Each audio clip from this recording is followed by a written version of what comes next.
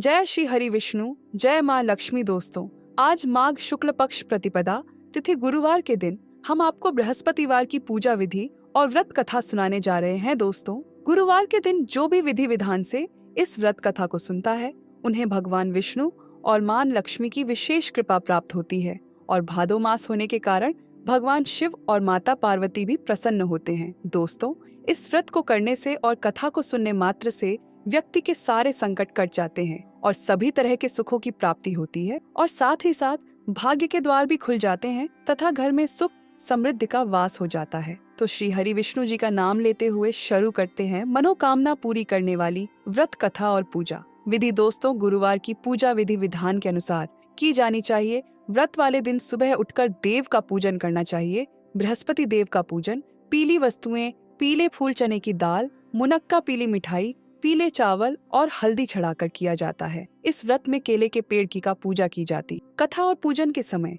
मन, कर्म और वचन से शुद्ध होकर मनोकामना पूर्ति के लिए बृहस्पति देव से प्रार्थना करनी चाहिए। जल में हल्दी डालकर केले के पेड़ पर चढ़ाएं। केले की जड़ में चने की दाल और मुनक्का चढ़ाएं। साथ ही दीपक जलाकर पेड़ की आरती उतारें। दिन में एक समय ही भोजन करें। खाने में चने की दाल या पीली चीजें खाएं। नमक न खाएं। पीले वस्त्र पहने, पीले फलों का इस्तेमाल करें। पूजन के बाद भगवान बृहस्पति की कथा सुननी चाहिए। तो आइए सुनते हैं गुरुवार व्रत की कथा। प्राचीन काल की बात है। किसी राज्य में एक बड़ा प्रतापी और दानी राजा राज करता था। वह प्रत्येक गुरुवार को व्रत रखता एवं भूखे और गरीबों को दान देकर पुण्य प्राप्त करता था। परंतु यह बात उसकी रानी को अच्छी नहीं लगती थी। वह न तो व्रत करती थी, न ही किसी को एक भी पैसा दान में देती थी और राजा को भी ऐसा करने से मना करती थी। एक समय की बात है, राजा शिकार खेलने के लिए वन चले गए थे। घर पर रानी और दासी थी। उसी समय गुरु बृहस्पति देव साधु का रूप धारण कर राजा के दरवाजे पर भिक्षा मांगने आए। साधु ने जब रानी से भिक्षा मांगी तो वह कहने लगी, हे साधु महाराज, मैं इस दान और पुण्य से तंग आ गई हूँ। आप कोई ऐसा उपाय बताएं जिससे कि सारा धन नष्ट हो जाए और मैं आराम से रह सकूं।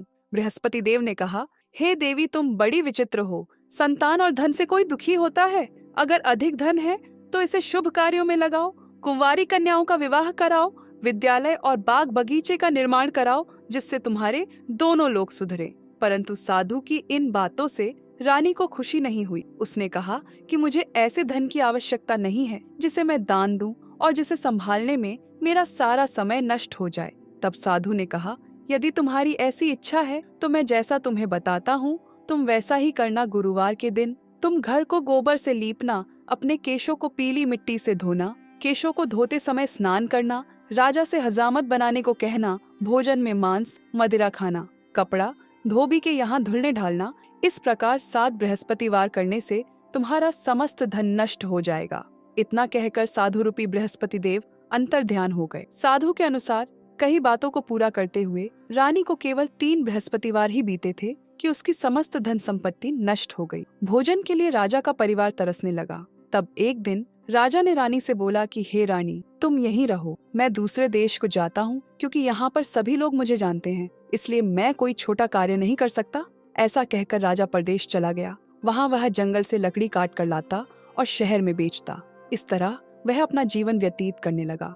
इधर राजा के परदेश जाते ही रानी और दासी दुखी रहने लगी। एक बार जब रानी और दासी को 7 दिन तक बिना भोजन के रहना पड़ा तो रानी ने अपनी दासी से कहा, हे दासी, पास ही के नगर में मेरी बहन रहती है, वह बड़ी धनवान है, तू उसके पास जा और कुछ ले आ ताकि थोड़ी बहुत गुजर बसर हो जाए। दासी रानी की बहन के पास गई। उस दिन गुरुवार था और रानी की बहन उस समय बृहस्पतिवार व्रत की कथा सुन रही थी। दासी ने रानी की बहन को अपनी रानी का संदेश दिया, लेकिन रानी की बड़ी बहन ने कोई उत्तर नहीं दिया। जब दासी को रानी की बहन से कोई उत्तर नहीं मिला तो वह बहुत दुखी हुई और उसे क्रोध भी आया। दासी ने वापस आकर रानी को सारी बात बता दी। सुनकर रानी ने अपने भाग्य को कोसा। उधर रानी की बहन ने सोचा कि मेरी बहन की दासी आई थी, परंतु मैं उससे नहीं बोली, इससे वह बहुत दुखी हुई होगी। कथा सुनकर और पूजन समाप्त करके वह अपनी बहन के घर आई और कहने लगी, हे बहन, मैं बृहस्पतिवार का व्रत कर रही थी। तुम्हारी दासी मेरे घर आई थी, परंतु जब तक कथा होती है तब तक न तो उठते हैं और न ही बोलते हैं, इसलिए मैं नहीं बोली। कहो दासी, क्यों गई थी? रानी बोली, बहन, तुमसे क्या छिपाऊं, हमारे घर में खाने तक को अनाज नहीं था। ऐसा कहते कहते रानी की आंखें भर आईं। उसने दासी समेत पिछले 7 दिनों से भूखे रहने तक की बात अपनी बहन को विस्तार पूर्वक सुना दी। रानी की बहन बोली, देखो बहन, भगवान बृहस्पति देव सबकी मनोकामना को पूर्ण करते हैं। देखो, शायद तुम्हारे घर में अनाज रखा हो। पहले तो रानी को विश्वास नहीं हुआ, पर बहन के आग्रह करने पर उसने अपनी दासी को अंदर भेजा तो उसे सचमुच अनाज से भरा एक घड़ा मिल गया। यह देखकर दासी को बड़ी हैरानी हुई। दासी रानी से कहने लगी, हे रानी, जब हमको भोजन नहीं मिलता तो हम व्रत ही तो करते हैं, इसलिए क्यों ना इनसे व्रत और कथा की विधि पूछ ली जाए ताकि हम भी व्रत कर सकें। तब रानी ने अपनी बहन से बृहस्पतिवार व्रत के बारे में पूछा। उसकी बहन ने बताया, बृहस्पतिवार के व्रत में चने की दाल और मुनक्का से विष्णु भगवान का केले की जड़ में पूजन करें तथा दीपक जलाएं, व्रत कथा सुने और पीला भोजन ही करे। इससे बृहस्पति देव प्रसन्न होते हैं। व्रत और पूजन विधि बताकर रानी की बहन अपने घर को लौट गई। 7 दिन के बाद जब गुरुवार आया तो रानी और दासी ने व्रत रखा। गुड़साल में जाकर चना और गुड़ लेकर आईं, फिर उससे केले की जड़ तथा विष्णु भगवान का पूजन किया। अब पीला भोजन कहाँ से आए, इस बात को लेकर दोनों बहुत दुखी थे। चूंकि उन्होंने व्रत रखा था, इसलिए बृहस्पति देव उनसे प्रसन्न थे। इसलिए वे एक साधारण व्यक्ति का रूप धारण कर दो थालों में सुंदर पीला भोजन दासी को दे गए। भोजन पाकर दासी प्रसन्न हुई और फिर रानी के साथ मिलकर भोजन ग्रहण किया। उसके बाद वे सभी गुरुवार को व्रत और पूजन करने लगी। बृहस्पति भगवान की कृपा से उनके पास फिर से धन संपत्ति आ गई, परंतु रानी फिर से पहले की तरह आलस्य करने लगी। तब दासी बोली, देखो रानी, तुम पहले भी इस प्रकार आलस्य करती थी, तुम्हें धन रखने में कष्ट होता था, इस कारण सभी धन नष्ट हो गया, और अब जब भगवान बृहस्पति की कृपा से धन मिला है तो तुम्हें फिर से आलस्य हो रहा है। रानी को समझाते हुए दासी कहती है कि बड़ी मुसीबतों के बाद हमने यह धन पाया है, इसलिए हमें दान पुण्य करना चाहिए, भूखे मनुष्यों को भोजन कराना चाहिए और धन को शुभ कार्यों में खर्च करना चाहिए, जिससे तुम्हारे कुल का यश बढ़ेगा, स्वर्ग की प्राप्ति होगी और पितृ प्रसन्न होंगे। दासी की बात मानकर रानी अपना धन शुभ कार्यों में खर्च करने लगी, जिससे पूरे नगर में उसका यश फैलने लगा। आइए अब सुनते हैं एक और व्रत कथा। प्राचीन काल में एक ब्राह्मण रहता था। वह बहुत निर्धन था, उसके कोई संतान नहीं थी। उसकी स्त्री बहुत मलिनता के साथ रहती थी। वह स्नान न करती, किसी देवता का पूजन न करती। इससे ब्राह्मण देवता बड़े दुखी थे। बेचारे बहुत कुछ कहते थे, किंतु उसका कुछ परिणाम न निकला। भगवान की कृपा से ब्राह्मण की स्त्री के कन्या रूपी रत्न पैदा हुआ।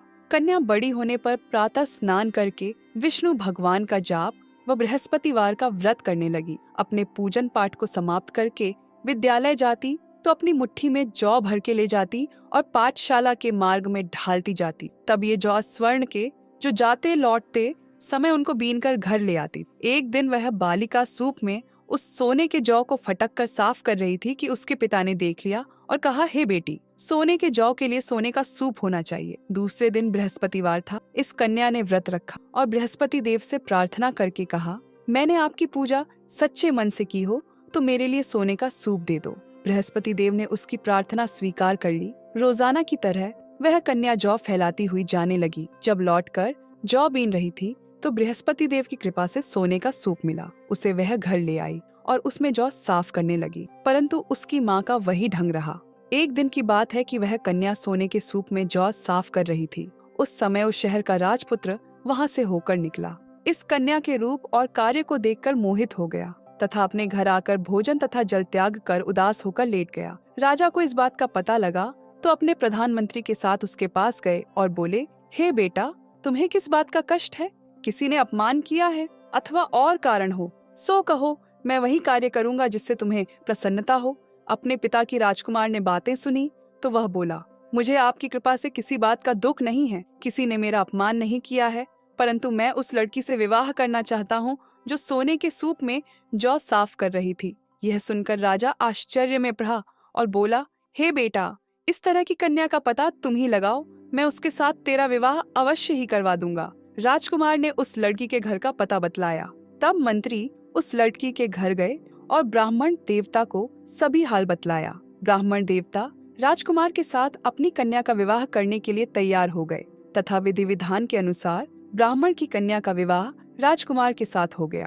कन्या के घर से जाते ही पहले की भांति उस ब्राह्मण देवता के घर में गरीबी का निवास हो गया।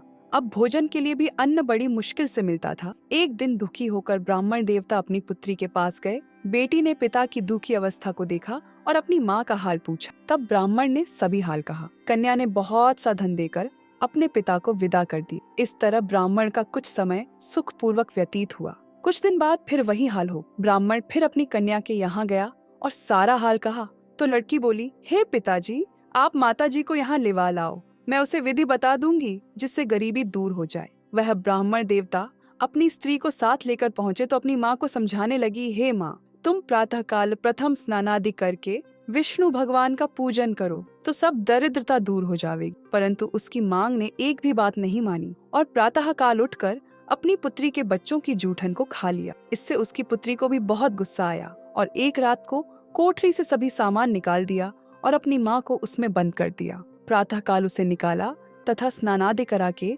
पाठ करवाया तो उसकी माँ की बुद्धि ठीक हो गई और फिर प्रत्येक बृहस्पतिवार को व्रत रखने लगी। इस व्रत के प्रभाव से उसके माँ बाप बहुत ही धनवान और पुत्रवान हो गए और बृहस्पति जी के प्रभाव से इस लोक के सुख भोग कर स्वर्ग को प्राप्त हुए।